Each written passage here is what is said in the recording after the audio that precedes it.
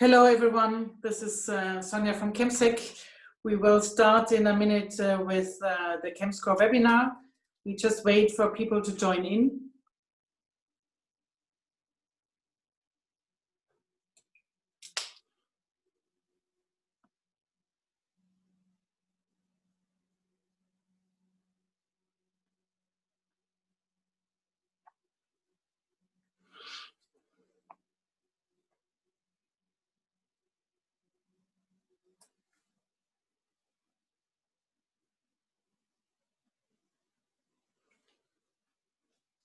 Hello everyone, this is the ChemSCORE webinar from ChemSec. My name is Sonja Heider, and I still see people coming in, so we wait for another 30 seconds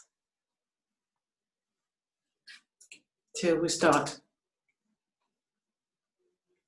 Good, so dear ladies and gentlemen, thank you very much for attending this webinar from ChemSec. My name is Sonja Heider. I'm working for the environmental NGO ChemSec, and I welcome also my panelists, Eugenie Mathieu from Aviva Investors. She is the senior SRI analyst of Aviva Investors. And Shirt Dijkstra from the sustainability leader of the coating RESINS part of DSM. And I'm very pleased that you are here. For some technicalities, you do know, if you know Zoom, that there are the Q&A possibility. So feel free, if you have any questions, just post the questions whenever they come across your mind, and we will have time at the end to answer them. And also I would like to make you aware that we record this webinar. It will be then put on our website, and you will receive the link after the end of this webinar. So then Peter, can I please get, hello, my colleague Peter, he helps me with the techniques and also with the presentation. So could you please start with the presentation?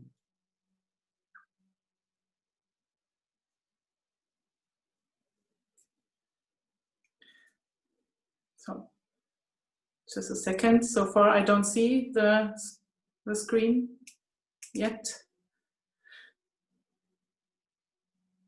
It's always nerve-wracking to get everything right. So Peter, what's up? So sorry for that. I see already that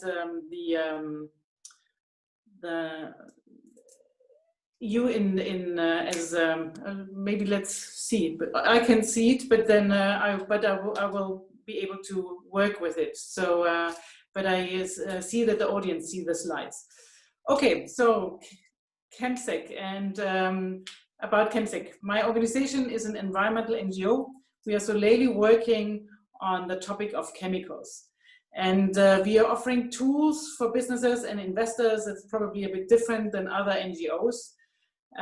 We are contributing to policy discussions and implementation. We have worked a lot on REACH the last decade and continue to do that. And our funding is coming from European governments and from charity funds globally. Next slide, please. Because we do have many investors also in the audience, I was asked last week from pension fund managers, so what is the problem? Why are you working on the topic of chemicals? And I felt that I really have to go to show the problem first to make you understand what we are talking about. Well, hazardous chemicals can have quite an impact, and we see still rising health problems, severe health problems like developmental disorders of children, reduced fertility, and cancer. The World Health Organization has estimated the burden of disease globally from selected chemicals at 1.6 million lives. Next slide, please. But also the environment is under threat. The toxification is growing. chemical sales have the last decade doubled, and they will quadruple by the year of 2060. And we see the hazardous share still being the same, around 70%. And even in Europe, where we have the progressive chemical legislation, we don't see that drop. Next slide. And that's probably also because now that European politicians take chemicals into account. In the European Green Deal, there are certain topics which will affect the chemical sector. And that is the chemical strategy, of course, that will be published in 2 weeks' time, but also the zero pollution ambition, the circular economy action plan, all on the horizon. So we will see more legislation coming to really get or minimize the health and the environmental effects. Next slide, please. But also the investors have something to lose. Here you see a substance group which is called perfluorinated substances, which make your jacket, outer jacket water resistant, or your frying pan non-sticky. So this is a substance group which is, has been produced in high volumes, and these are forever chemicals. They don't break down, they persist, and also the problems persist. We have seen huge litigations in the US. So the 3 companies listed here, DuPont, Chemours, 3M, they had huge litigation fines to pay. But also their value dropped down dramatically. As you see, they really performed very badly, and there are still a lot of liabilities to come. So we do think investors really need to take care of. And that's why in the next slide, we started with the project CHEMSCORE. We wanted to know who is the worst, but also because ChemSec always looks at the bright side of life, who is the best performer in the chemical industry when it comes to chemical management. And as I said, we are only looking at the very narrow way of chemical management. We don't look at energy and other sustainability issues, only to chemicals. And our aim was that we enable the investors to divest from the worst companies and invest in the best ones. And of course, finally, to motivate the companies to really move to a more sustainable product portfolio. Next slide, please. And what reaction did we get from the chemical industry? Well, I estimated that 10% will give us feedback, but actually 19 out of 35 companies have sent us feedback, some of them really in detailed, with links and information to every criteria, to every questions. We had also a dialogue with 4 of the companies, so it seems that we met a nerve. We say in German, we met also the need to see the sustainability behind those companies, what they are actually doing. Okay, but what is the universe? You see it on the next slide here. It's more or less a little bit split over the globe. In a thumb rule, we have 1/3 of the companies based in America, 1/3 in Europe, and the last third in Asia. And on the next slide, you see the rankings. We also wanted to, we're quite interested in which region is it better or not. It's slightly better in Europe, I would say. But the top leaders, DSM and Indorama, they are in Europe and in Asia. And you see that we haven't given away an A, because we really do think that there's a lot of room left to the top. And we really want to see that in the coming years. What did we do? How did we look at these companies? And we had 4 criteria in the next slide. You see them. And we talked upfront with chemical companies, with investors, and also with authorities, what we should use as a criteria. And at the end, we came out that hazardous criteria is really the most important one. Also there we have authoritative lists, so really credible sources in US and EU. So we used that. But also we wanted to show who is producing safer alternatives. So greener products in general, yeah, can be less energy, less water use, but also less toxic. And we found, I will show you in a second what we found there. The third one was management and transparency. Our products screened on intrinsic properties and which policies are out there. And for the fourth, we asked NGOs, NGO friends on a global level to look at controversies, incidents, accidents, spills in their own language, in their own countries, to come up with the information. And we use this as a control mechanism for, okay, are we right with the first three criteria? Do we see that also then in the controversies? Are they better or worse? Yes, and what did we found? These are my results. Some of them, of course, in the hazardous portfolio, only 3 companies scored more than 10 points out of 18. And these are the gas companies, Linde and Air Liquide, but also in the Rama Ventures from Thailand. 3 companies scored 0 because of their toxic portfolio and or lack of reliable data. That is Evonik, PPG, and Solvay. So, and we really do think how to improve that is really a must of reduction of the hazardous chemicals, so that we can really solve the far-reaching health and environmental consequences, and also to achieve a circular economy, because we really need cleaner materials cycles there. For the second, development of safer chemicals, we really do think that the knowledge is there about the hazardous portfolio, also about the ingredients, the toxic properties of the chemicals for, I think, for 70 to 80% of the companies. But we miss that this is a cutoff criteria for the development of new products. Only 2 companies, so 7%, have that as a cutoff criteria. We also see for 70% that greener or more eco-friendly products are there. For half of them, they are also less toxic, but we don't know the full portfolio. It's very scarce information available.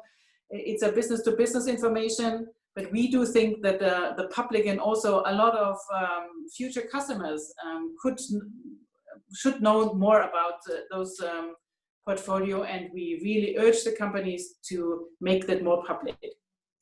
And green chemistry principles are really rarely acknowledged so far.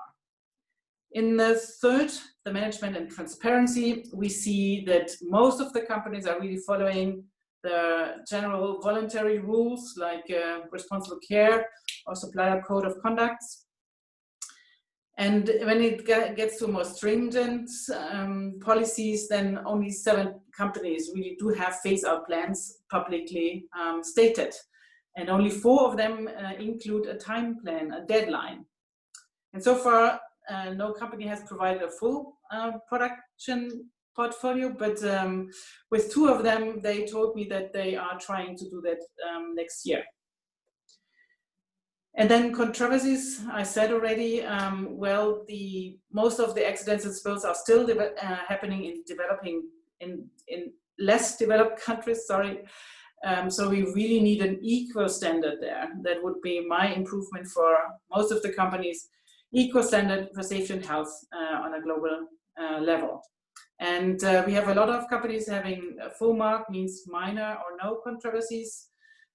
In Europe, Japan, Asia, none in US. And my last topic I'm ending with, an investor asked me, okay, how should I start? What should I ask the chemical companies? And I said, well, start with the persistent chemicals. This is the next slide, because I think these are the substances, as I explained, they are not breaking down. They are problematic. They are hazardous and persistent. And 40% of the CHEMSCORE companies do produce them. And you see here the highest exposure the big companies like BASF, Dow, DuPont do have those persistent chemicals in their portfolio, but also Solvay and PPG. We really do think that phase-out plans are needed, or a limitation to the minimum what is really needed for essential uses to avoid litigation and to help the planet and the health.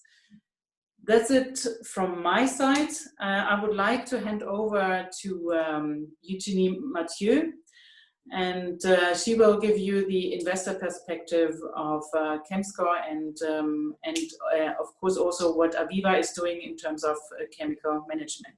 Thank you.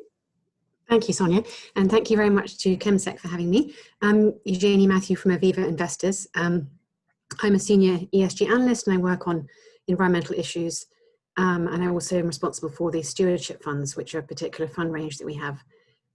Next slide, please. So Aviva Investors is a fund manager. We're part of Aviva, which is a big British insurance company. It has 4 businesses, we're just one of them, and we manage £346 billion worth of assets. A large part of that which belongs to Aviva, but also we manage third-party money. And we are present in 14 countries. And Aviva prides itself on responsibility being built into everything that we do. Next slide, please. So as an investor, we look at the issue of chemicals very much from a risk perspective. And we think there are 3 very big risks. Obviously, they're quite simple, and I think you all know them. They're litigation, regulation, and reputation. I think I just go through some examples of how we take this issue into account in our everyday work to explain a little bit more about those 3 risks. Next slide, please. We've been interested in this issue for a while. In 2015, we were a signatory to the Chemical Footprint Network, which is a US initiative which set the first common metric for benchmarking chemical use. It's different from ChemSec because it's many different ways, one of which is it looks at the downstream users of chemicals like consumer goods companies. And it's voluntary, and companies choose to participate and choose to make their results public. And this year, or last year, 31 businesses participated in the survey. Next slide. So why did we decide to support CHEMSCORE? I think this is one of the most extraordinary issues where we see a real imbalance between how important this issue is, both to companies and to the planet, and compared with the level of disclosure that you find. Companies these days, big companies are getting pretty good at disclosing lots of different sustainability information, but they will look at which issues are material to their bottom line and to their stakeholders. But we find that this curious imbalance, this is an issue that companies are very secretive about for reasons that we all understand. And so at Aviva Investors, we thought it was very important to get as much information on this subject out into the public domain as possible to help investors and stakeholders understand more about corporate performance on this issue. It's a very complex issue that needs technical understanding, and I'm very happy to admit that even at Aviva, with all of our speciality and expertise, it is not an issue that we can very easily just compare companies on. So we really needed the help of the experts at ChemSec, who work full-time on this issue and have a lot of experience and expertise in understanding science. And I think the use of this index is really evidenced by one of the examples that I'll give you, which is Umicore, which is a company that we are very interested in, and we hold in various different funds of ours.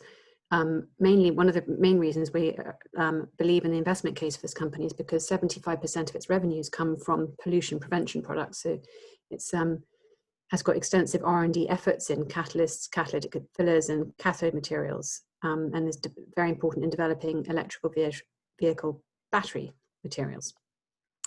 So if you look at, we have many different data providers who will help us with the ESG research into company, and the main data provider we use rates Umicore as AAA, which is the best score on ESG overall. So when we look at investing in the company, we think, gosh, fantastic, it's a safe bet, it's got a AAA rating, and it's providing solutions to lots of different environmental issues and climate change, fantastic. But then you see in the ChemSCORE survey, it actually gets a D and comes much lower in the rankings than many other companies, despite being in Europe and a leader on sustainability in various different areas. And I think this just shows that even data providers, researchers who are spending all day long rating companies, and they have sector specialists, and they are not able to compare companies, not necessarily because of a lack of technical understanding, but also because the companies just aren't producing enough data themselves. They're not reporting on this issue enough. And what is in the public domain isn't easily understandable for investors and researchers.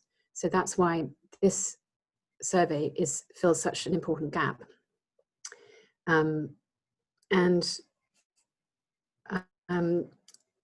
come back to the issue of it being complex and needing technical understanding, but in terms of what we at Aviva will be doing on using CHEMSCORE, over the next year we will be engaging closely one-on-one with 5 of the companies that we hold that got poor scores, to encourage them to improve their scores in the survey and improve their management of hazardous materials. We're also providing training to our fund managers so that they can ask these questions. It's not just the ESG analysts like me who understand it, but the fund managers who are speaking to the management of the company very regularly can also understand these risks and will be able to ask the questions themselves. Next slide, please. So now we have some case studies of how else we look at the issue of hazardous chemicals as an investor. Next one, please. This is, Sonia mentioned PFAS, this chemical that has been increasingly in the news.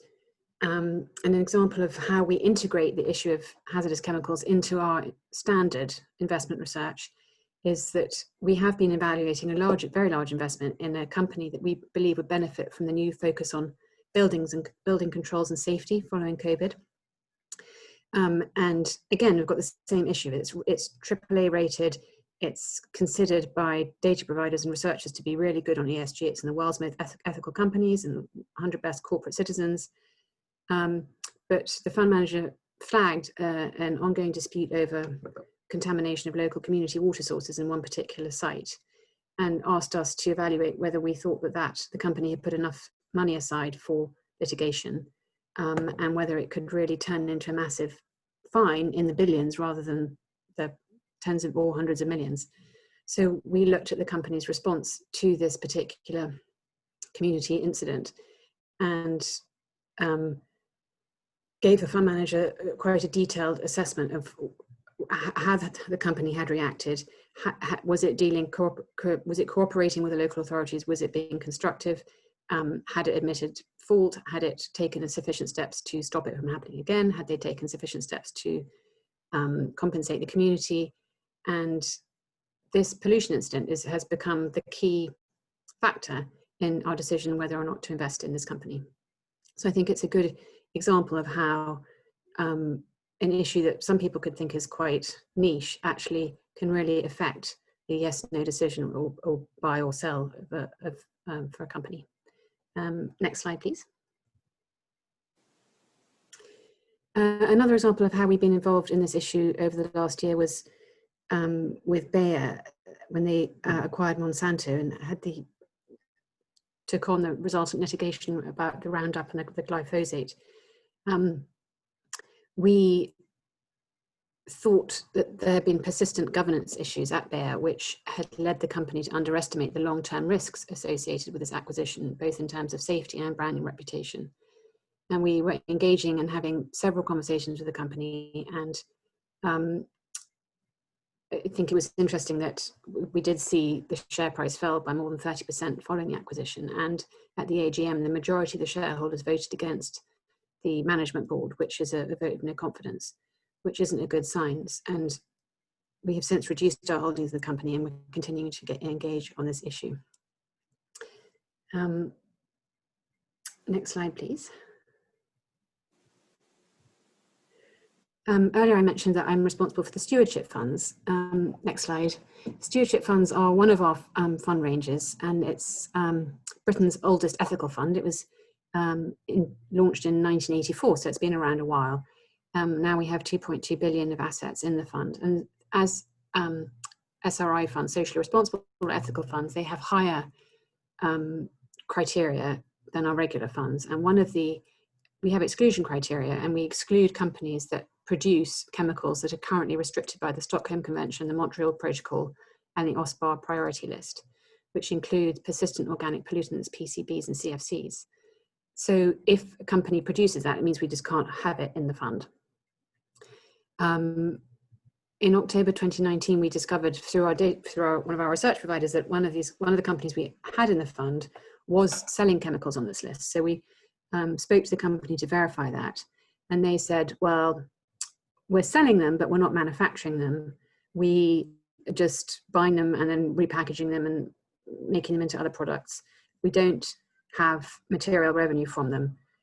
So we don't think that really counts, but we wanted to be extra safe and comply fully with our exclusion criteria. So we divested the company from the stewardship funds, purely for selling these restricted chemicals.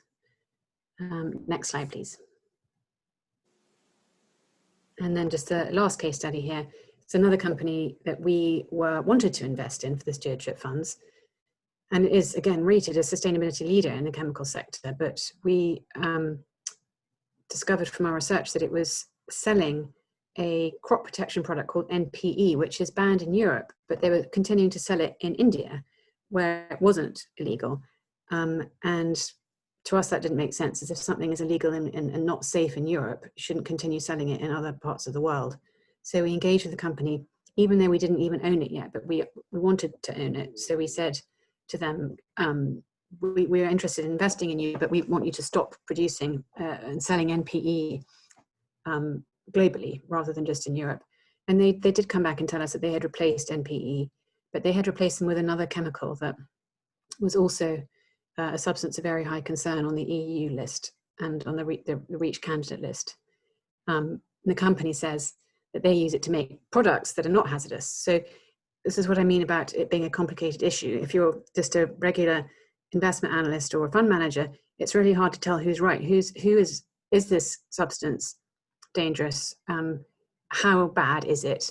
And to know all those details. And we can't expect investors to know whether alcoholic oxides are substantially worse than NPE or not, whether that's a reasonable substitution or not. So that's why we're very grateful for the advice from ChemSec on these issues. And as a result of this research, we did not invest in the company. So those are some case studies of how we, as an investor, look at the issue of hazardous chemicals. Next slide, please. And so I just wanted to summarize by saying that the data provided by CHEMSCORE is a fantastic tool for investors. It really sheds a lot of light on what's been quite a murky subject. I really hope that it can expand in future to more industries, more companies. It's really useful to identify leaders and laggards. And throughout my career, I've really noticed that benchmarks like this create a race for the top, and companies don't want to be in the bottom half of any survey, and they will always try to improve. Most of them will, particularly in certain geographies. So it's useful for that, and it's useful as a basis for engagement. So we have bought the results, we will be using the data to say to companies, these are the 3 or 4 particular areas where we think you're weak. We'd really like to see an improvement over the next year or 2. So thank you very much to ChemSec, and good luck. Many thanks, Eugenie, for that nice comments about also very interesting how you really act on the chemical management of companies. I just want to ask you all, please put your questions in the question and answer part, because then we will see them, we will answer them at the end of the session. And then I really would like to hand over to Sjoerd Dijkstra from DSM. Please, Sjoerd, it's your turn now. Yeah, thank you very much, Sonja. I work for DSM. My name is Sjoerd Dijkstra. I work as a strategic marketing lead at DSM Coating Resins and Functional Materials. And in my role, I've been responsible for actually setting the sustainability strategy for our Coating Resins division. We launched it about a little over a year ago, and actually we're full into implementation mode already at this moment in time. Next slide, Peter. And let me first, before I talk a little bit more about DSM and the strategy, let me first share a bit of my summary of my findings and my thoughts around actually the ChemSec ranking. The CHEMSCORE, I think, is for us has been a very great recognition, and in particular for the resins functional materials phase out strategy. And it's actually great that a ranking from ChemSec is actually taking this part, very important part about toxic materials into account. I mean, there is, to my knowledge, not such an elaborate view on this topic in the world existing, and that is actually scoring companies and measuring companies against each other in this perspective. And as I said, it's also oftentimes it's actually a very much neglected topic.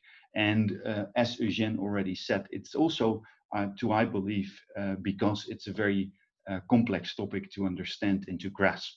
And seeing a leader like DSM topping the list, fully acknowledge that also we are not there. I think the ranking of B is actually very credible, and also it gives us still a lot of upward potential.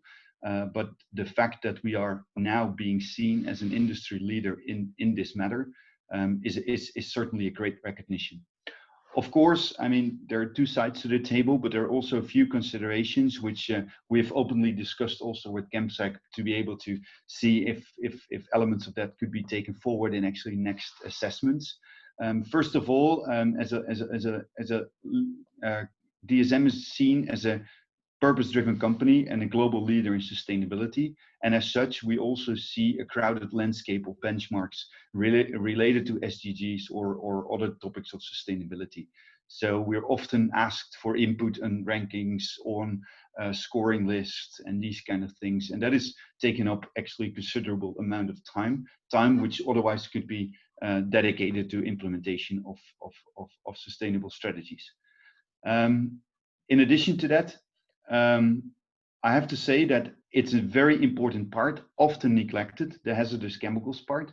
On the other hand, it also be recognized it's to be one of the many sustainability elements or attributes to be scored and ranked against. Also important are things like carbon footprint or things like origin of raw materials, and ultimately also how we can make sure things can be used in a circular way. And then thirdly, I think sometimes the scoring, as I've perceived it, is sometimes looking from a hazard-based approach.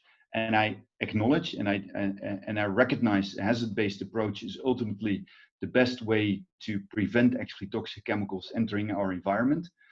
However, on the other hand, we often deal with complex chemistries, and sometimes reactive chemistry doesn't really mean that when we use certain raw materials, that doesn't necessarily end up to be reflected in the finished products we sell to the market. And so, oftentimes finished product in terms of polymers do not have a hazard profile similar to the main raw materials it's being used.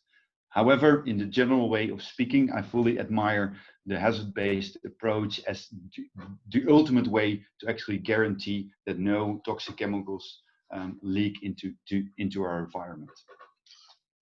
If you go to the next slide, some of you might be very familiar with DSM, others not. I would recommend you to do some online research if you're not. But DSM is it's a Dutch company. It originated as the Dutch State Mines, and from the State Mines, we've continuously transitioned ourselves to a chemical company, and from a chemical company to a specialty chemical company, and now we're really a nutrition and health a company focusing on sustainable living. Science is one of the core principles, and we use our science in combination with the SDG goals to really contribute on the topics of nutrition and health, climate and energy, and resources and circularity. And as I already explained, I'm working for the Resins and Functional Materials group. So if you go to the next slide, then you can clearly see that if we make that specific, what does these three topics mean actually for our coatings division, for health and nutrition? We've really made it core to our strategy to reduce the amount of toxicity of the finished products we sell to the market. On climate and energy, we're looking at reducing the carbon footprint of our products from both actually our operations, looking at scope 1 and 2 reduction, but also on the raw materials we use. And then thirdly, part of how to achieve that is to also look at alternative raw materials, being bio-based or recycled. And in addition to that, we have actually also a clear direction to design products from scratch again in order to make sure they are 100% recyclable. We have some great examples how we redesigned carpets and mattresses. And actually to make that loop back again to toxic products, if we want to design our world to be circular, where we keep on using materials in a loop continuously, we absolutely need to make sure we're not using toxic materials in that loop. In order to really have skin on the game, we also set ourselves very specific targets. And we have operational targets, but on the next slide, you'll see very closely that we also have set very specific targets on our portfolio. Something already Sonia highlighted too as one of the elements where in the ranking, we actually got awarded with quite some points. And we believe that's important that we also are very explicit in having these very specific and measurable targets, because ultimately this is a matter of having skin in the game. We often have had in the past our belief that if we design or develop innovations that are cleaner, it's up to the customers to decide whether they want to buy a clean or the conventional product. And in that way, we very much pushed our ethical belief also forward in terms of responsibility to the customers. And the core of the strategy we have developed is really to look ourselves in the mirror and ask ourselves, like, where do we need to clean up in order to avoid things that we consider not sustainable end up in the marketplace. And having specific targets on the phase out of toxic chemicals, on the reduction of greenhouse gases from the raw materials we use, or actually very much committed to give a means in terms of what type of raw materials we are going to use in our products, is something we believe is vital in also demonstrating how serious this is in order to translate there. And that's important because, as you see on the next slide, for us, it's really about how can we speed it up. And one of the core elements to speed it up is really to look at value chain collaboration. And in order to do so, we also need to have skin in the game ourselves. And being able to commit ourselves to phasing out parts of our portfolio is something that I don't think there is a better way to demonstrate skin in the game. We have very recently, because the 2025 target, which you saw on the previous slide, is really the ultimate target of some of the group of chemicals here. But we also had already some earlier targets. And one chemical we phased out successfully already is called NMP. And in here, NMP and methylpyrrolidone was known to be harmful to the unborn children. And that was just ending up on the retail stores of some DIY chains in the US. And for us actually to be able to pull that out was actually to some degree annoying to our customers, but with the very clear dedication, the truth and the sincerity how we deal with this topic and our innovation power, we are actually also having great discussions and taking our customers along in that journey. And because ultimately what we're doing, we're not only securing a better world, but we're also securing a long-term business success for ourselves, but even more important, I would say, as a private sector company, we're securing and future-proofing the businesses of our customers. And that is something where I believe this collaboration really takes part. Other elements which would drastically help us actually to speed up this transition is around radical transparency. Oftentimes, our industry and our chain works still with mandatory regulatory-based safety data sheets, and those are just not explicit enough to understand really to the core of the ingredients, what is actually being used and not. And that means that if you stack up all the SDSs in a value chain, you actually have a very big blind spot of the products you ultimately have on the market. And radical transparency is something we're actually already piloting in terms of dealing with product passports and sharing data with customers and end users in order to understand really what is the product that I'm buying made out of. And then thirdly, it is really something there where we look at actually product-specific legislation, which also can very much help to speed up the development.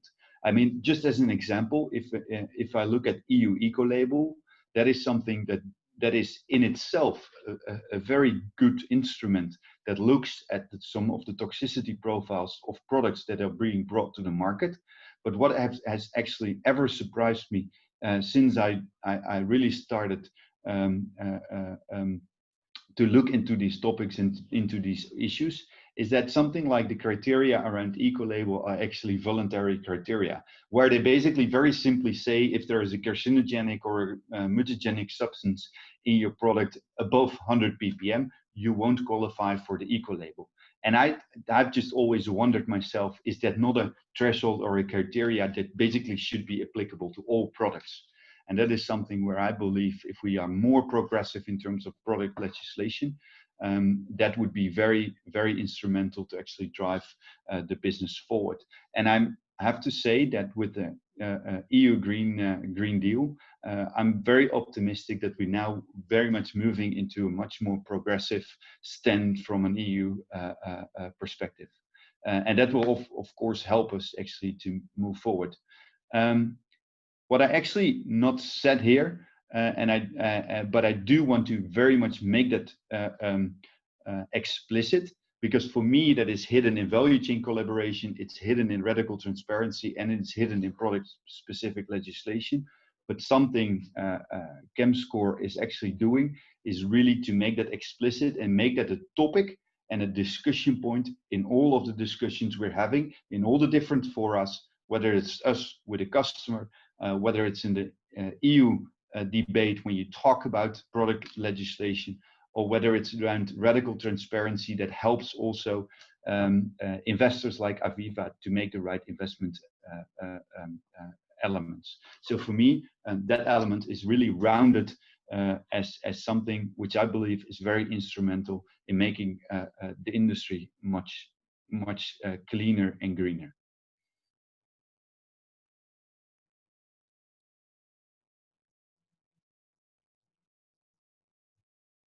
Sorry, I'm still on mute.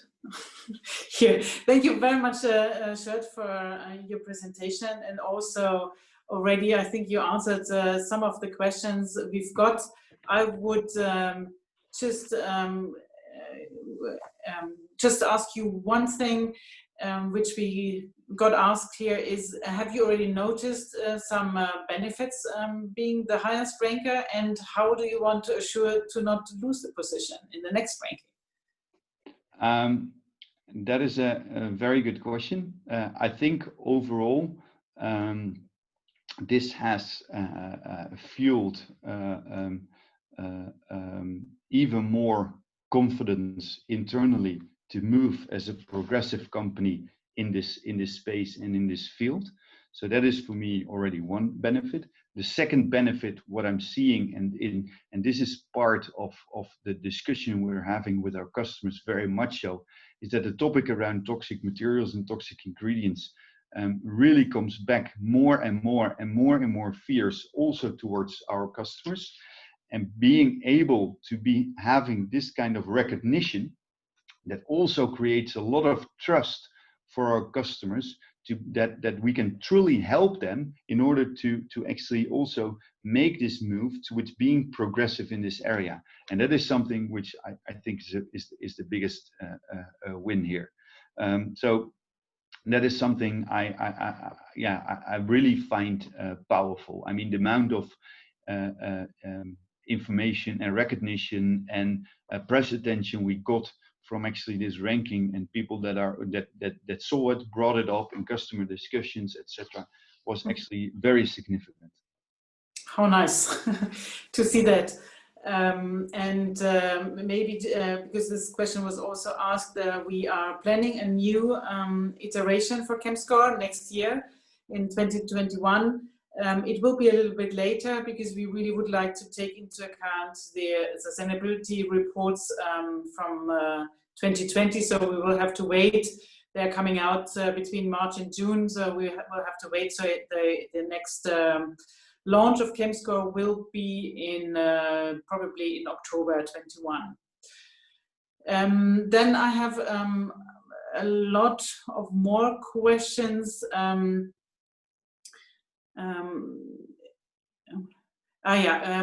Also the scope. We have 35 companies at the moment. We plan to do more, to increase that to 50, and our 5 years plan is 200. But still, of course, this is there could be chemical companies which are not covered or which are not big enough. We even got a chemical company, a small one, asking us, how do we get CHEMSCORE? And I said, well, what you can do is you can look at the methodology, go to CHEMSCORE and look at the methodology. There you find the details, how we did that, which questions we raised, and also what we screened, which the websites, the sustainability reports, and so on. So we did the desktop research and also the data sources we used. You can find that there. Then I have some more questions also for Eugenie. Did you receive any feedback from producing companies on the fact that you use CHEMSCORE already? No, because we're still at the beginning of this particular project. So we haven't yet started engaging with the companies. We'll be doing that. We'll be starting the engagement this month. So it's still early days. Great. And what do you think regarding disclosure from the chemical sector? Do you think it can be improved, and what is needed for you to really evaluate them? Well, I hope that this will be similar to the Carbon Disclosure Project and the impact that has had, and the increasing expectations that companies have on disclosure from that, is that there will be, it will just become standard to produce this sort of data, and companies will understand that it helps them with investor relationships to produce this data. And otherwise investors will just be asking for it separately, which is difficult to deal individually. So I hope that, as has happened with carbon, companies are realizing that participating in these external surveys is really useful, and that the transparency is good for everybody. Great. Yeah, I really hope that we can go forward with that. Then there was also a specific question to you regarding how you quantify those controversies, litigation, reputational risks. How do you do that in Aviva, and do you price that in as a? That's the fund manager's job to do that sort of modelling. They do that. We have a huge amount of data inputting that we buy lots of different research reports from banks, the sell side of banks. We use a huge amount of research from multiple different sources, looking at newspaper articles and everything. So they model all this themselves, and I don't begin to understand how they do all their mathematical modelling and valuations of companies, but they do take all this into account in their modelling. Great, thank you very much. Then there's a question to me like said, what did you base your criteria on safer, or what is a safer alternative? And actually this is because there is no, well, how we did this in ChemSec, we are working already since 10 years with substitution and safer alternatives. So safer alternatives means for us less toxic. And we have the SIN list, which is listing all the substances of very high concern, which we expect that it will be regulated through REACH in the future. You know that this political process is really quite slow, so it still takes time. And we started 10 years ago already with a EU project called Subsport, where we try to find alternatives in companies producing safer alternatives. And now we have published Marketplace, a platform which shows what's out there. And I think because of those two projects, we have quite a good idea what's going on in the market. Nevertheless, as I said, those products are not, the information is not available to everyone. It's very often a business-to-business communication, and only examples are shown in some sustainability reports. But again, we really would like to see that much more publicly available. So, and I think increasing transparency, you have answered that already. But there is more assured for you. Do you engage in policy processes to assure stronger regulation?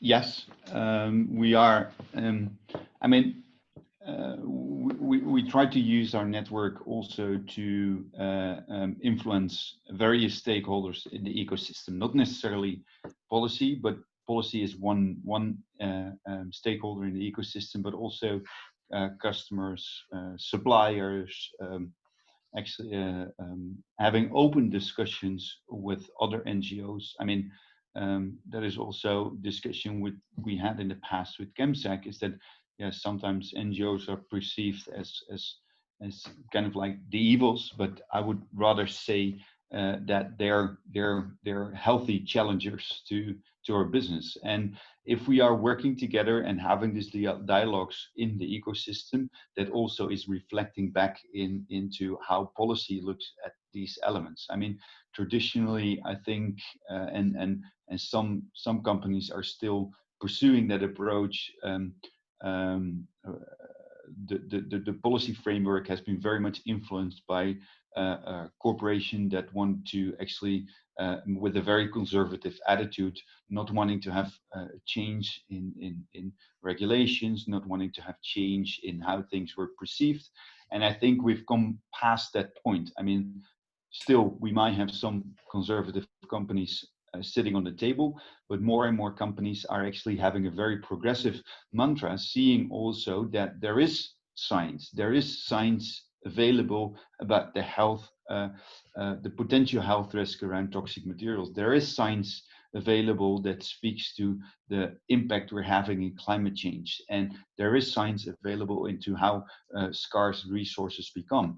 And if we put that in the forefront and then work together in the ecosystem with all the stakeholders, we can really find ourselves a dialogue about how we navigate ourselves out of that. Because don't get me wrong, I mean, some of these, and also meeting some of the targets we have actually set as a company, is helplessly complex, and we are competing with an industry which is running on fossil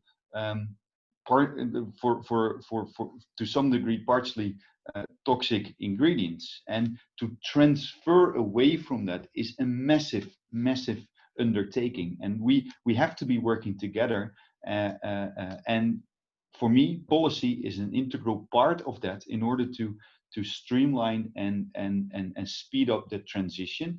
And yes, as a front runner recognized by things like CHEMSCORE, that also helps us to, as quite frankly, still a relatively small company, having an active seat on the table, demonstrating and showing also that it can be done, because that is important. I mean, we are reliant on quite a number of materials to keep our lives moving, yeah, but it doesn't necessarily need to be toxic or bad for the environment. Thank you very much, Gert.